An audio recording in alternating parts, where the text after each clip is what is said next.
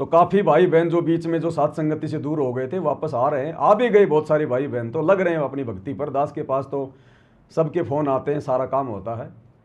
और बाकी जो भगत भाई बहन है उनसे भी मेरी प्रार्थना, भाई कोई दिक्कत नहीं, मुझे तो अपना नौकर समझ लो यार, कोई मतलब कुत्ता समझ लो, क्या दिक्कत है।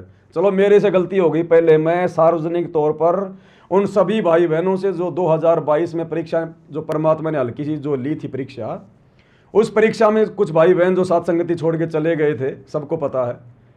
तो भाई चलो मैं पवन दास अपनी तरफ से कान पकड़ के माफ़ी मांगता हूं कि भाई उस समय हो सकता है मेरे से कोई गलती हुई हो और मेरी गलती के कारण आप लोगों को अच्छा नहीं लगा होगा, आप लोग चले गए।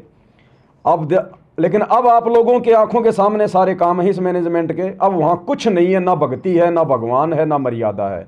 और अब साथ संगति के अलावा भाई जाओगे कहाँ तुम।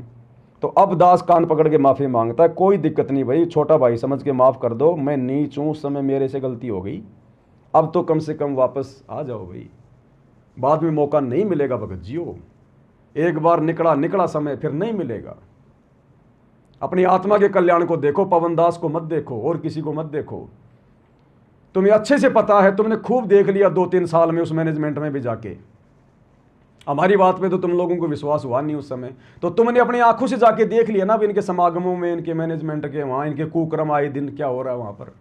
है कोई भक्ति का नामो निशान, है मर्यादा वहाँ कहीं, है भगवान का कोई आशीर्वाद है। तो अब तो कम से कम सतगुरु रामपाल जी भगवान से क्षमा याचना करके कि परमात्मा नादान है, हो गई नादानी, वो दयालु है, कोई दिक्कत नहीं है। हम जितनी बार सुधरना चाहेंगे उतनी बार मौका देगा वो। जब सतलोक में की गई गलती को माफ़ करके आ गया तो यहाँ की गलतियाँ क्या माफ़ नहीं करेगा क्या। लेकिन हृदय से करनी पड़ेगी, पाक साफ होकर करनी पड़ेगी और एक नाव की सवारी करनी पड़ेगी। दृढ़ विश्वास कर लो कि बस अब की बार 84 से पार, और जब तक सतगुरु रामपाल जी नहीं आ जाएंगे तब तक इन आश्रमों की तरफ तो मुंह करके नहीं सोएंगे। और खुल के आओ भगत जियो। अरे ये राजनीतिक पार्टियां क्या है, ये कुछ लेना देना नहीं है, अंत में सब ये जो है गधे बनेंगे। और फिर भी देखो कैसे खुल के गांव में खुल के सपोर्ट करते हैं कि मैं बीजेपी का, मैं कांग्रेस का, और तुम भक्ति मार्ग में छुप रहे हो, तुम भक्ति मार्ग में डर रहे हो। या तो आत्म कल्याण का मामला है, राजनीति में उनको मिलता क्या गांव वालों को सिवाय 2 समोसों के, और यहां तो मोक्ष मिलने जा रहा है और यहां भी छुपा रुस्तम का खेल खेल रहे हो।